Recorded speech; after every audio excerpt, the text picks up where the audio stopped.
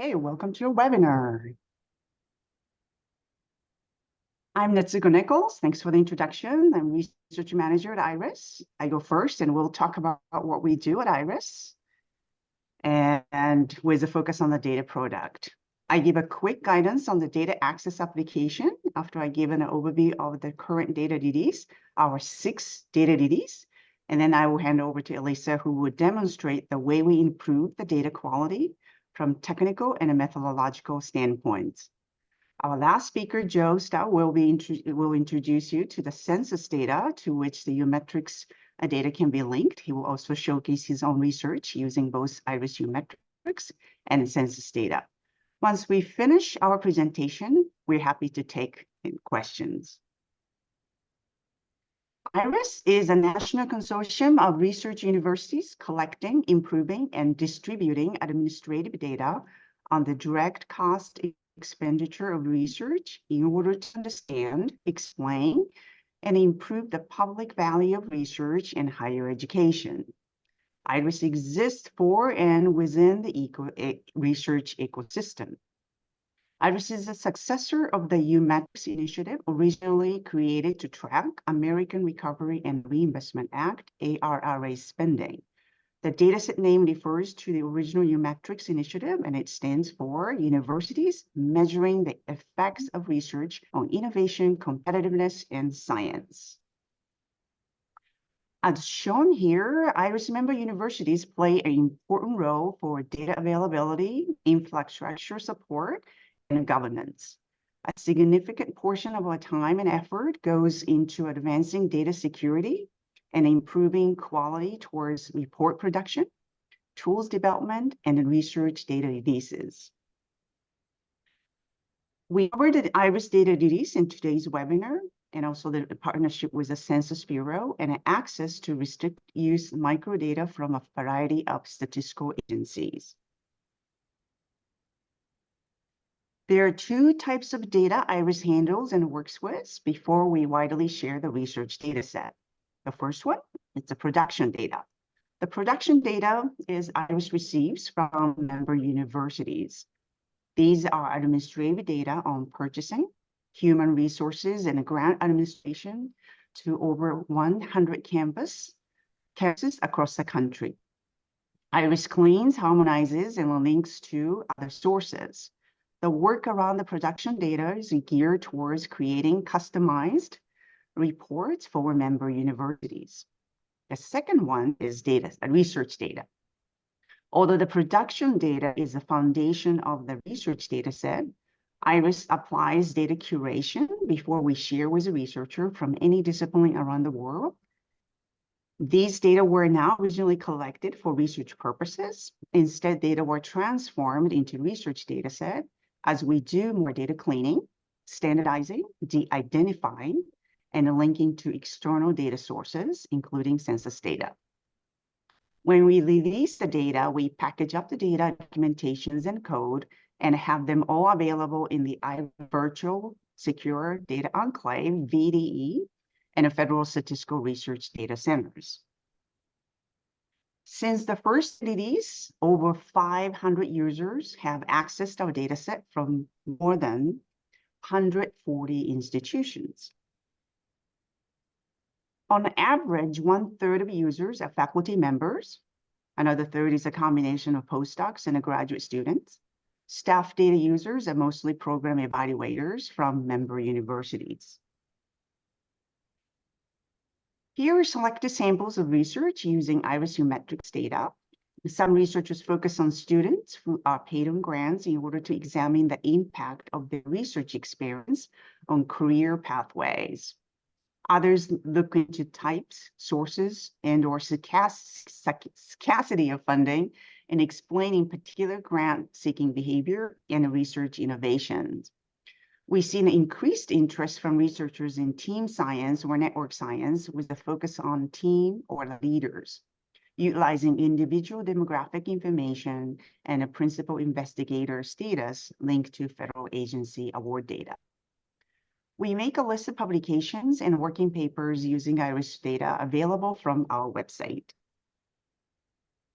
Our goal on IRIS is to make data as accessible as possible to researchers, but do so within the boundaries of privacy and confidentiality restrictions established by the providers of the data, our IRIS member universities. We promise our member institutions that we will protect the privacy and confidentiality of the individual representatives in the dataset, as well as the identity of the institutions themselves to the greatest extent possible. Given the nature of restricted access data, we request researchers to check a few boxes before access is granted. These include data access application, which is a research proposal, data use agreement, DUA, which is the institutional agreement, an IR determination letter, a VDE acceptable use fee, an administrative seat fee if a data user is not affiliated with IRIS member universities. Okay, now let's dive into the contents of the current release. We update our website for this release, and Elissa will be sharing links in the Zoom chat shortly so that you can browse our website and download the data documentations. We share two documentation. One is a summary documentation, which is public use, and the other one is full documentations. We de-identify universities and assign university IDs. However, we give more details to authorized users and share the full documentation within the enclave. So for the release 2024, we welcome 9 new universities, and it significantly expanded the data points. As you see, the total of 45 institutions. We also provide data through campus level. We receive the data and provide data at the campus level, and we do cross campuses linked to iPad unit ID. So if we use that ID, we have more than 100 campuses in our current data release. So this diagram is probably better to show the growth in data. Over the last 6 releases, it's clearly shown here by increases in total research expenditures and a number of employees who are paid on grants. The total employees reached almost 1 million. The total research expenditures exceeded $190 billion. We continue to compile the dataset 3 collections. This release contains 30 files, and they are all relational. I quickly show you a screenshot of the entity relationship diagram, usually called ER diagram, but it's just a simple screenshot, and then you have a full diagram available in the documentations. But it gives you the idea that every file in the release has linking elements so that researchers can join relational data files. And then going back to the collection. So the files in the core collection include university financial and personnel administrative data pertaining to direct cost-sponsored project expenditures at each university during a given year. These data are drawn directly from sponsored project, procurement, and human resource data system on each IRIS University campus. So before I go to the auxiliary and the linkage collection, I will show you another diagram. So this is not including documentations, but we usually share this in the presentation, and that it helps researchers understand how the core files are related to each other, and then how the data structure is demonstrated in the monetary flow. So here's like a grant are given, awarded to institution, either from federal or non-federal funding sources. It could be nonprofit foundations. The award goes to university. Let's say this is one IRIS University A. In there, PIs, of course, is successful at funding and get funded, but the money goes to universities. So PIs hire, or PIs pay the salaries themselves, and also need a team. And to build a team and do all the research, they hire students, RA students, and also research personnel. And that money is spent for employment. a part of the grant, of course, need to spend for maybe lab equipment or computers that research assistant needs to use or to conduct any research. And another possibility is, which is often the case, a part of the grant also goes to another institution, which is usually pass-through entity, which is the IRIS member University A. And that's usually a subaward or subcontract. And within that sub-recipient, there's another cycles, employment and a vendor purchase, and another secondary subaward transfer. So that is another one way to understand the data structure of the core file. Going back to this collection, the auxiliary collection provides researchers with contextual information on institutions, sub-organization units where grants are administered, and demographic information about employees who are paid on sponsored project. Because we did not receive some demographic data, we expanded gender and ethnicity imputation methods, increasing the number of imputation outcomes and variables. Elissa will discuss this further. And finally, the linkage collection includes crosswalks between Umetrics data and external data set with Umetrics unique award numbers and agency assigned award ID as linking asset in most linkage products. In addition to crosswalk, we provide federal award details, for example, obligated award, amount of each award durations, project abstract. In this release, we included award linkage at both award and individuals principal investigator levels with 6 federal agencies: the Department of Energy, DOE, Department of Defense, DOD, National Aeronautics and Space Administration, NASA, and National Institute of Health, NIH, and National Science Foundation, NSF. Our relational table files are rather complicated, but again, we provided a documentation that you can find a full ER diagram in the appendix in the documentations. So one more thing I'd like to show you is the linkage collection I just mentioned. So why do we link to external data set? The reason is that the award data is all related to spending, but at the same time, to do the research and then study the impact of research in higher education, we would like to connect between the spending and also the outcome. That includes publications and a patent. So in expanding a linkage work, we plan to release the individual level linkage using our Umetrics data and publications and a patent data this coming summer into fall. So we will make announcement when they're all ready. Okay, my final slide. In every release, we prove the data quality through new data sources, new techniques, advanced algorithm for disambiguation towards new metrics, variables, and data files. So now Elissa can pick up from here and discuss further on this topic. Right. So I stop share screen and all yours. Share my screen.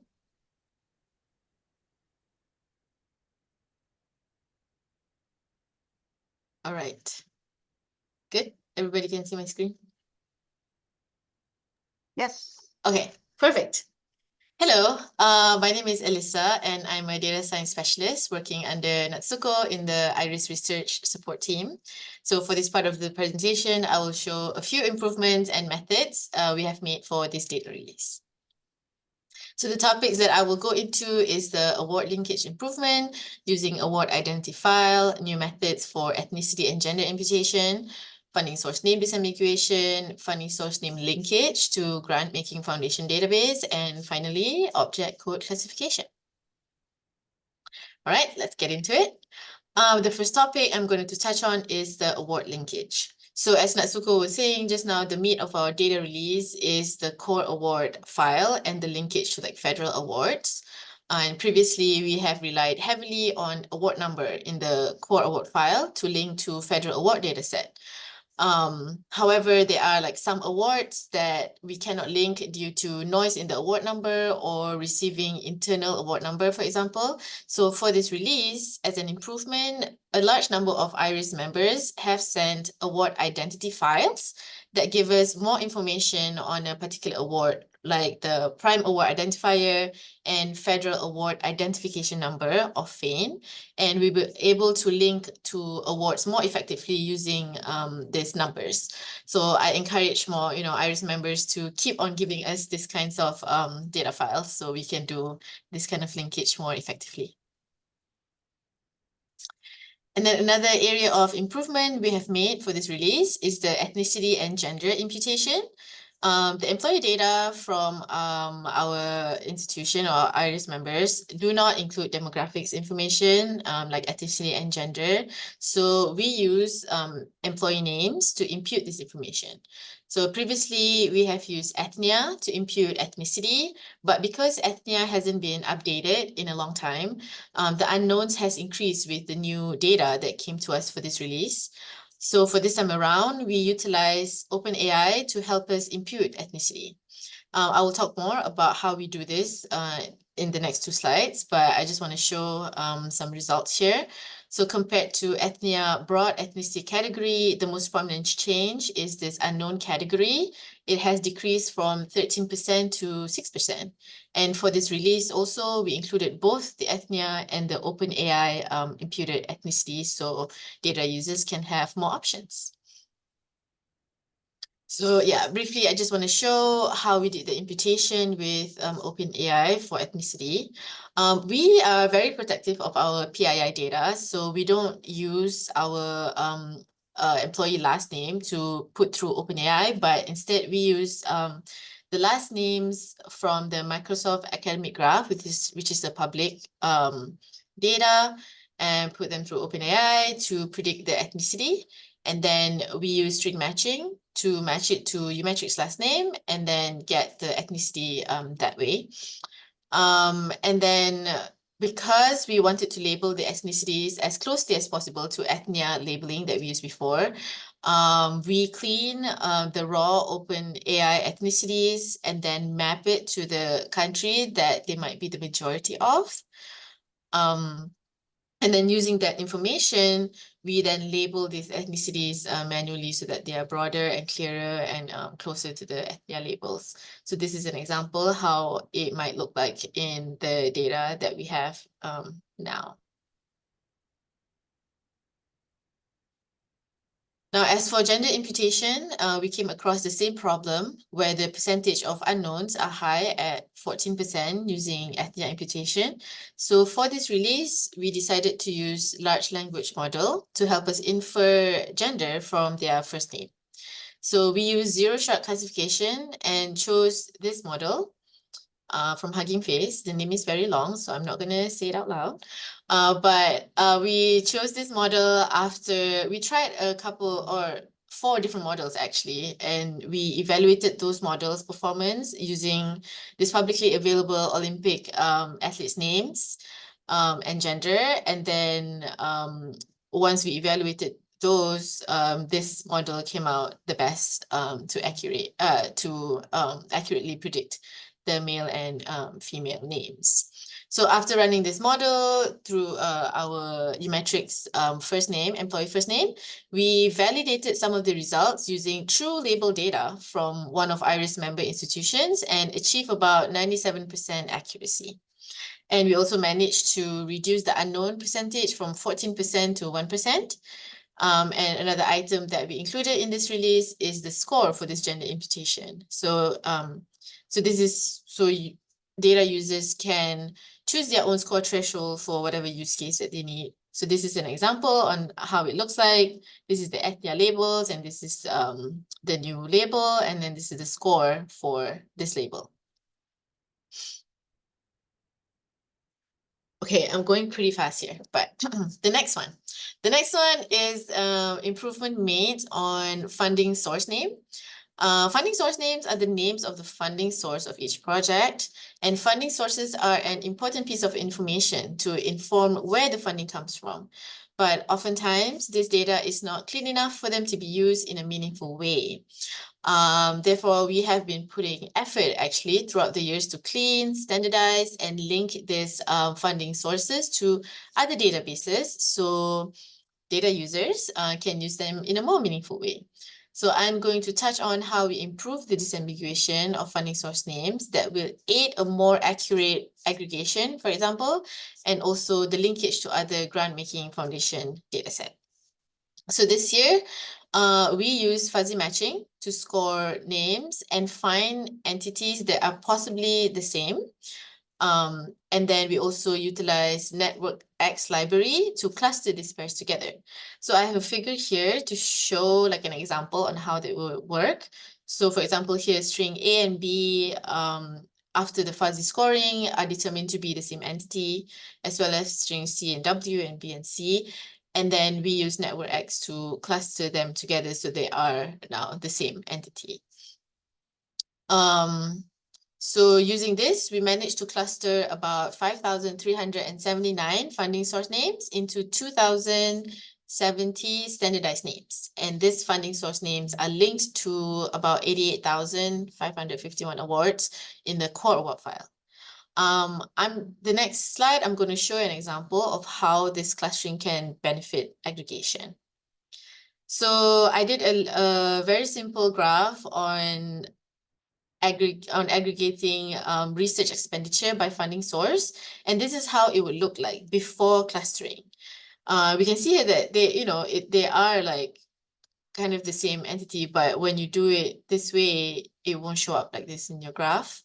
And after clustering, it will look something like this. Very pretty. I use the same set as before, and we get about like 10 funding source names, and we can aggregate the research expenditure by these funding source names. And then another improvement that was made this release is the linkage of funding source name to grant-making foundation databases. So we use Candidate's foundation directory for previous releases. And for this release, we added IRS Form 990 also to this linkage. We managed to link about 5,545 funding source names to 2,580 grant-making foundation, and these funding source names are linked to about 71,542 award in the core award file. So why this is important is because with this linkage, data users can get more information of the foundation, such as like address, grant amount, areas of grant, if they have access to the Candidate's foundation directory or the IRS 990 database. So here I'm just showing like a snapshot or a screenshot on how it would look like in the Candidate website. We have this link to these names, and then if you have access to this database, you can get other information like these. And yeah, I'm just going to show you these are the foundation. This is how it's linked to our funding source names. Just briefly, the Endowment, Simon's Foundation, Andrew W. Mellon. So yeah. And then finally, the last topic that I will touch on today is the object code classification improvement that we have made for this release. So previously, we have been manually coding object codes into tiers, but for this release, we use supervised learning to classify new object codes using the already labeled data from previous releases as our training data set. So this table is a snapshot or is a sample of what was categorized. Object codes differs by institution. There's not really a standard way, but we categorize them into tier 1 and tier 2 like this.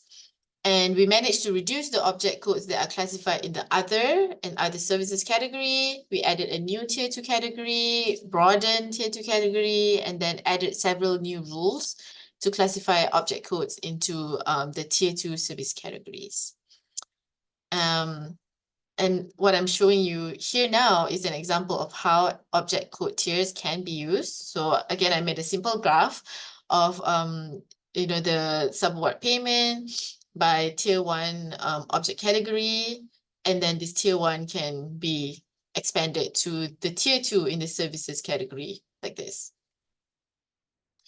And here is more examples on tier 1 category and tier 2 category, and how we can, aggregate the payment and things like that. All right. To end my session, I also wanted to mention that this data is not only available in the IRIS Enclave, it's also available in the US Census Bureau, like Natsuko mentioned. And I will now pass this to Joe Staudt, an economist at the US Census Bureau, to talk about the data products that they have linked to the UMetrics and how researchers use this data.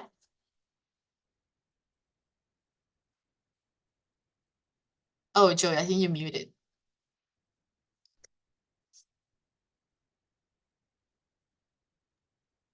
Thanks, Elissa. Okay. All right, let me share my screen here.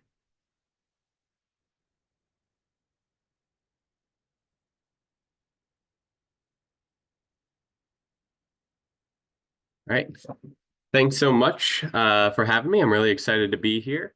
As mentioned, my name is Joe Staudt, and I'm an economist at the Center for Economic Studies at the US Census Bureau. And I'm going to be talking about how UMetrics can be linked to various data assets at Census. And I think, IRIS has a lot of amazing data. Census has a lot of amazing data. Putting them together has really allowed us to produce a lot of cool research. And I'm going to show you a few examples of that, including a pretty in-depth example that actually hasn't yet been published. So before I get going, though, I do need to issue this disclaimer. These are my opinions. They are not Census Bureau's. And this talk is going to report on results that use confidential data from the Census Bureau, but all of the results have been reviewed to avoid any unauthorized disclosure. So the idea for developing this collaboration between Census and IRIS kind of goes back to this idea of measuring innovation in the 21st century. And developing better measures of innovation has been an important challenge facing not only Census, but all federal statistical agencies. And this can sort of be seen in the transition from the 20th to the 21st century. So in the 20th century, firms really relied heavily on physical capital. And it's relatively easy to count the number of machines that a company has. In contrast, in the 21st century, a lot of firms are relying more and more on intangible assets like human capital. And these are much, much more difficult to measure. And so this was how the Innovation Measurement Initiative, or IMI, was born. And this is the collaboration between IRIS and the US Census Bureau. And the goal of this IMI project is to begin to try and start measuring these intangible inputs that have become so important. And the backbone of the collaboration really is this UMetrics data that IRIS has worked so hard to put together. And so I'm not going to spend too much time on what UMetrics is. Natsuko and Elissa did a great job of that already, but just to refresh your memory, it's data on payments made from research grants at universities to individuals and vendors. So if a grant pays for a microscope or lab space or a postdoc salary, those transactions are going to be recorded and captured in UMetrics. These are outdated numbers from 2020. Natsuko showed some more recent numbers. Back in 2020, there was 33 participating universities. Apparently, that has shot up to 46 universities, which is great. I'm really looking forward to getting the next tranche of data at Census. And as evidenced by the increase in the number of universities, IRIS is continually adding more and more each year. And so where does this data come from? It's administrative data pulled from university HR systems. And one way to access the data is through IRIS's data enclave. And so that's one great way to access it. Another way is through the FSRDC network, the Federal Statistical Research Data Center network at the Census Bureau. And so the cool thing about accessing the UMetrics data through an FSRDC is that you're able to link it to various census data products. And so when I think from a census perspective about the UMetrics data, this is kind of how I conceptualize it. So UMetrics is mainly made up of the employee transaction file, the vendor transaction file, and then some other supplementary files. And I don't mean to dismiss their importance. They're hugely important. I've used them in my own research. But as far as linking to census data, it's all about the employee and the vendor transaction file. And so just to refresh your memory, the employee transaction file is all grant payments made to employees. So this will be faculty, grad students, postdocs, staff scientists, et cetera. And among other things, this can be used to characterize teams of scientists. The vendor transaction file is all grant payments made to vendors. So these are going to be transactions to pay for things like lab space, conference fees, microscopes, etc. And this can help determine what, the composition of spending for a given grant. Now, so that's the Umetrics side. This is the census side of things. So the first two data sets, and this is not an exhaustive list of data products that Umetrics can be linked to, but I think they are probably the main ones that they've been linked to so far. So the first two data sets are the W-2 tax records and the LEHD wage records through the LEHD program. So these are going to be the universe of earnings and employment records for everyone in the United States going back to about the early 2000s through the present. So this is really comprehensive data that we can link Umetrics employees to. There's the decennial censuses, which is a full enumeration of everyone present in the United States every 10 years, along with some demographic information. The American Community Survey is a sample of people in the US. And so while it doesn't cover everyone, it does provide much, much more detailed information on the individuals that it does cover. The Integrated Longitudinal Business Database is derived from Schedule C's on 1040 tax records. So this is going to allow us to measure any sort of non-employer income. So this will be able to give us information on things like freelancing work, that sort of thing, which is pretty common among Umetrics employees. And then finally, we have the business register, which is the universe of all business establishments in the United States, and then the longitudinal business database, which is these business register establishments longitudinally linked over time. And so how did this fit all together? We have the Umetrics data on the left-hand side, the census data on the right-hand side, and there are basically two fundamental links. We can link the employees to detailed earnings records through the W-2 and LEHD program, and demographic characteristics in the decennial census and the American Community Survey. So these are links at the level of the individual employees, the individual people in Umetrics. For the vendors, we can link them directly to the business register and then to the longitudinal business database.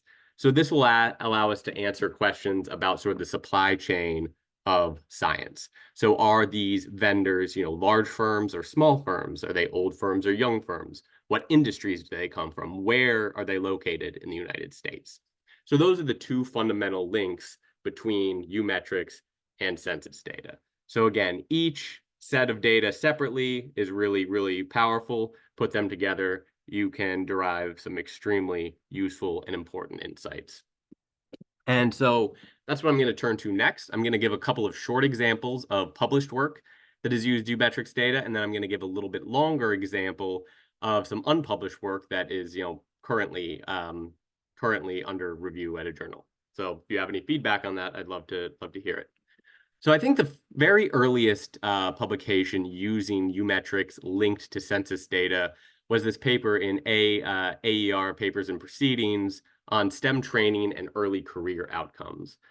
And so this work examined the relationship between training environments, so that was gotten from the Umetrics data, and then early labor market outcomes, which was derived from the census data of both male and female PhD recipients participating in STEM research. So these researchers found marked differences by gender in both the training environments while these individuals were at their Umetrics university, as well as the labor market outcomes after they leave. And then they also find that these labor market outcomes are largely mediated by field, so men and women sort of differentially selecting into high and low paying fields. A second important paper that was produced linking Umetrics to census data is this Wrapping It Up in a Person published in Science. And this paper examines the types of establishments that employ PhD recipients. And the researchers find that research-trained individuals, that is, people from Umetrics universities, are much, much more likely to work at a high-tech firm than the general population. And this suggests that PhD recipients are important vectors of knowledge transfer from the lab to the industry. And then the final published paper that I'm going to briefly go over was recently published in the Quarterly Journal of Economics called Cutting the Innovation Engine. And like the other papers, we link the employee transaction file to the universe of LEHD, W-2, ILBD, LBD, and BR records at Census. And this is going to allow us to examine whether the source of funding, that is, whether the funding is private or federal, matters for innovative outcomes. And this can only be done because we have the Ummetrics data. We're able to classify at the individual researcher level what fraction of their funding comes from private or federal sources. And then we're going to use government-wide federal R&D shocks to try and get at causal effects. And we find that a higher share of federal funding causes fewer but more general patents and more high-tech entrepreneurship. We obviously go into much more detail in the paper, but we sort of speculate that and provide evidence for that private funding leads to greater appropriation of intellectual property from the lab by the firms that are funding it. So there is a difference in whether research is funded by private or federal sources. And those are the published works that have been recently produced using this data. And now I'm going to go over some more recent data that has not yet been published with co-authors Wei-Young Tum, Bitsy Perlman, and Stephanie Cheng. And again, these are my opinions. They are not censuses, and all of the results have been reviewed to avoid any unauthorized disclosure. And so this paper is going to look at what happens when a lab experiences a funding lapse. And so we're going to look at what happens to the employment and earnings outcomes of the individuals in those labs. And one of the motivations is that speed matters in science and innovation. If the money isn't getting to where it needs to go quickly enough, there can be downstream consequences. And this has been discussed in the press by, among others, Heidi Williams. And it matters a lot because the workforce, research workforce, is highly dependent on these grants. So faculty are on soft money contracts, trainees are paid by these grants, as well as other lab staff like undergrads, technicians, staff scientists, and lab managers. And the problem is that the funding process can be very unpredictable. So the research workforce is highly dependent on these grants, and the process by which these grants are delivered can be very unpredictable. At a more aggregate level, the U.S. federal budgeting process can be very unpredictable, with continuing resolutions and shutdowns periodically. And even the grant application process itself can take a long time. In the US, it can take 8 to 20 months to get an NIH award. In Canada, it can take 1 to 2 years to get CIHR funding. So this is not confined to just the US. And it doesn't only affect marginal players in science. Even prominent researchers report being affected by this uncertainty. So David Suresh at UC San Diego reports that the uncertainty that the NIH feels sort of trickles down and reflects itself in his willingness to hire people into his lab. As part of this project, we also interviewed 6 PIs who experienced funding lapses, and they all talked about losing good people from their labs. Even if the funding eventually comes through, the uncertainty surrounding whether it will come through or not has caused some of the employees to leave the lab prematurely, even when the funding does end up coming in later. So in this paper, we asked, what are the consequences of funding interruptions or delays on the research workforce? So the setting that we're going to use to answer this question are renewals of R01 grants from the National Institutes of Health, the NIH. And I'm sure, as most of you know, the R01 is the primary funding mechanism that the NIH uses, and it's typically necessary to establish an independent lab in biomedicine.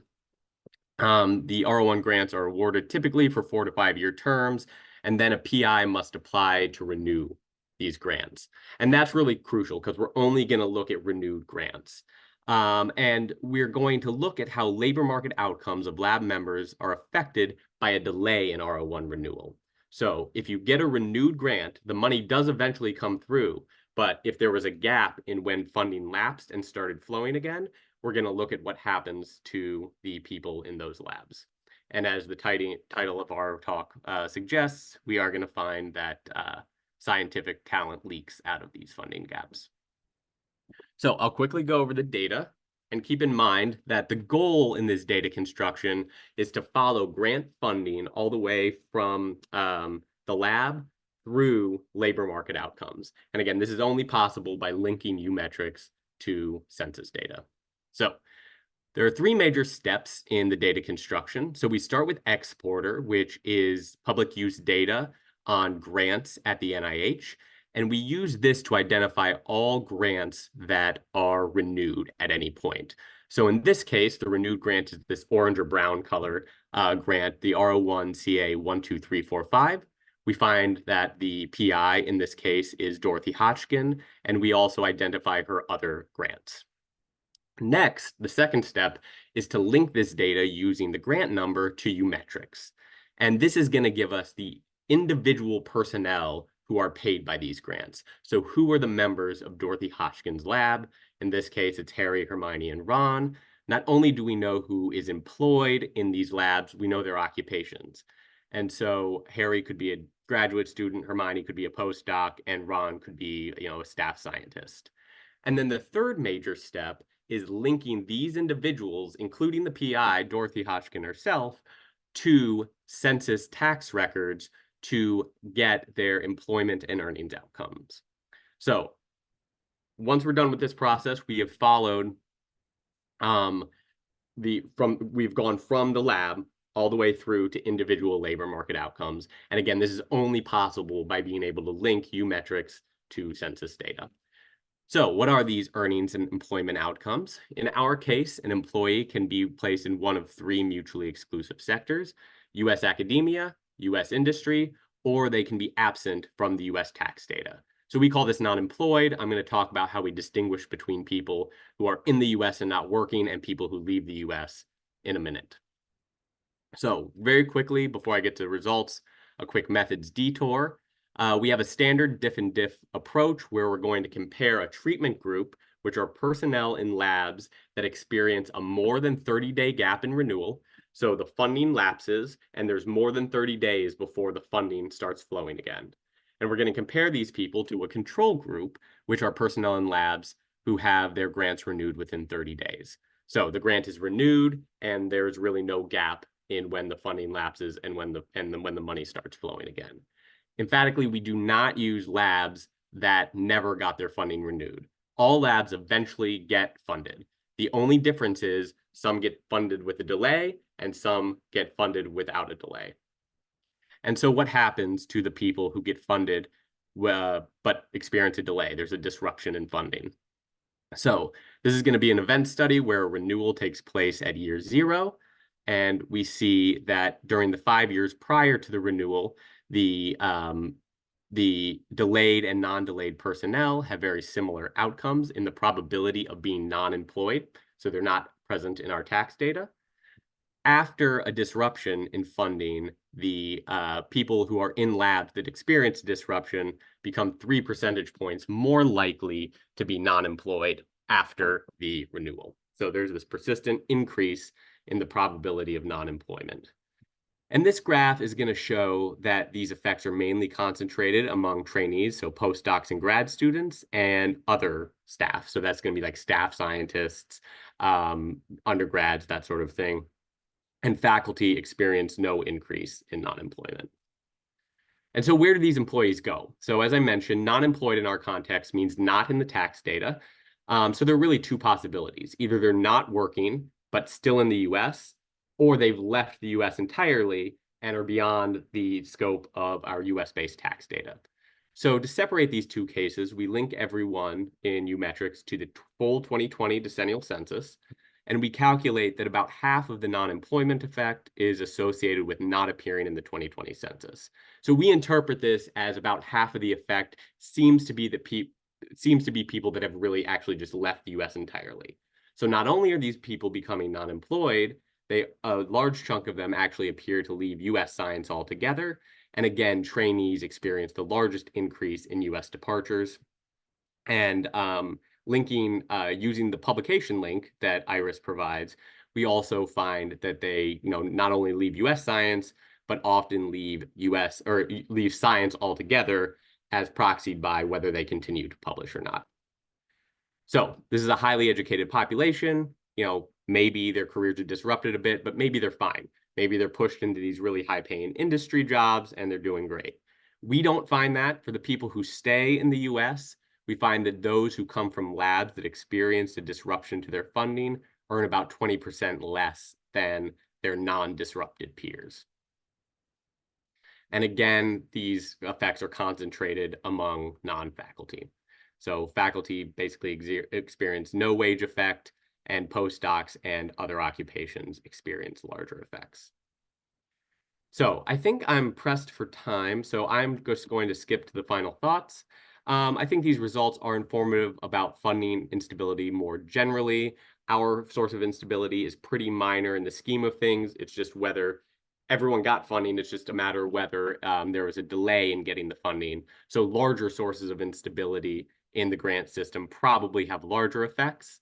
And then grants are also inputs to both knowledge production and future scientific human capital. And so to the extent that we try and mitigate this instability, the benefits of doing it, I think, are going to be underestimated if we only focus on knowledge production, like, by measuring publications, and ignore the people who are in the labs. And that's the real strength, I think, of Umetrics, is you get to see the people inside the lab. So that's all I have. Thank you very much. And I'm happy to answer any questions.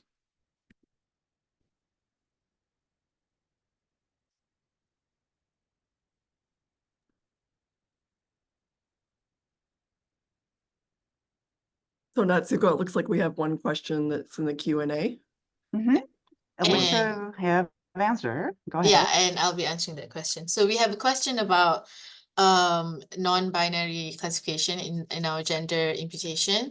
And well, because our training data does not really have this non-binary classification, and also like the model doesn't really give us. So we thought of giving this scores available for researchers or people who use this data is beneficial. So then you can choose your own threshold to, take it if it's male, female, or non-binary using the scores.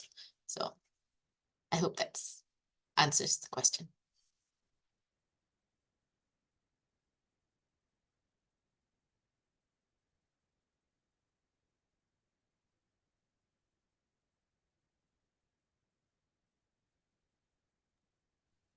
Oh, we have another question. Another question?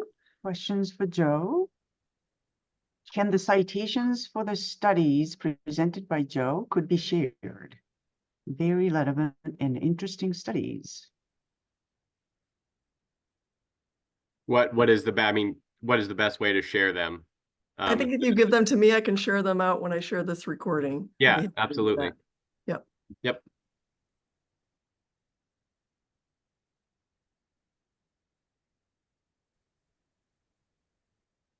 We have 10 more minutes, so please feel free to ask your questions. Here's another one. New methods are oh, great. go ahead. New methods are great, but they can introduce inconsistency. Do you really re-release old data using the new methods? Natsuko, do you want to take that, or Elissa? Sure, I can take that. So we do release the data and documentation as a standalone so that people don't really juggle other data set, but we actually share everything from 2019, 20. So if one request, we definitely have all the things ready, and we do also accept the whoever wants to access data, and then we apply the new code, and code is available, so one can definitely use the old data as well. Awesome. Another one. Does IRIS data also reflect grants awarded to member institutions, but not directly to faculty, but instead to centers such as core facilities?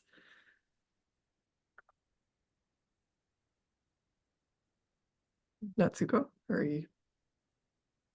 So we do have the information at the sub-organization unit that administers grant. So we also decided in this release, we decided to provide the PI's department affiliation, because the campus unit that administered grants and not necessarily affiliation. So we have the campus level, suborg, unit level, and then even department level. So that actually helps researchers to decouple the connections between a grant and a payment of the employment. Did answer the question? Yeah, I think they're Let me know if it didn't. okay. Yeah, I think they're talking about, is IRIS accounting for awards that don't go directly to faculty and instead are awarded to a center? But I think basically if the transaction data are shared with us from the university, then it would be part of the data It's set. actually, yes. Mhm. Yeah, okay. All right, another one, asking for Joe to talk a bit more about the new recent QJE paper that you mentioned, and maybe add any backstory or any reactions of reviewers. Yeah, it was originally a reject and resubmit, so it was a long road uphill to get that published. But one thing that the reviewers were enthusiastic about from the beginning was the data.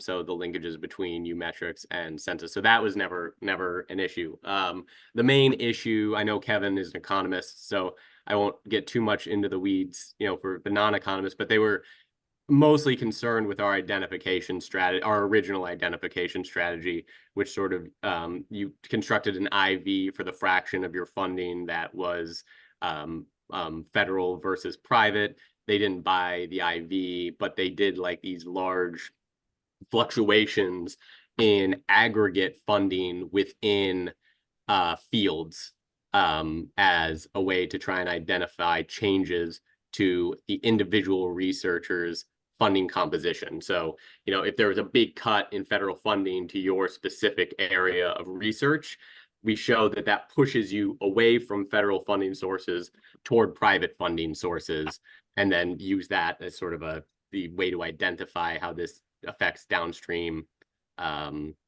innovation outcomes. But the main concerns were, as is often the case in economics, was with our identification strategy. But I'm happy next time we see each other to talk about it more if you want more. Right. Another question for Joe. In a similar research or unpublished study on NIH funding that supports translational research or SBIR, STTR, Small Business Awards, implications for employment and wages could be more significant.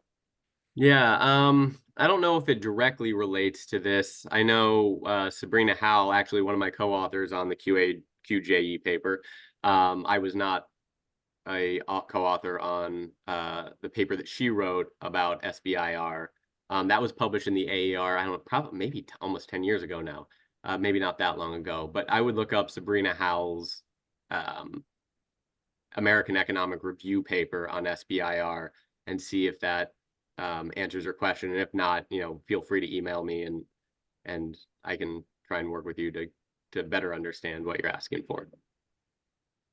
Thanks. When will this data set be available to IRIS members? It's available now.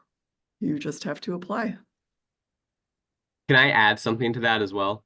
Mm-hmm. So on Natsuko alerted me recently that on the census data website, or on the census website for Umetrics, that it says that the Umetrics data is not available to researchers because there was a lapse in our agreement that has since been worked out. So it currently says that. I've contacted the webmaster to change it, but that is not true. Researchers can absolutely access Umetrics data in the FSRDC, and hopefully the website will reflect that soon. So if you see that, don't think you can't access it. You can.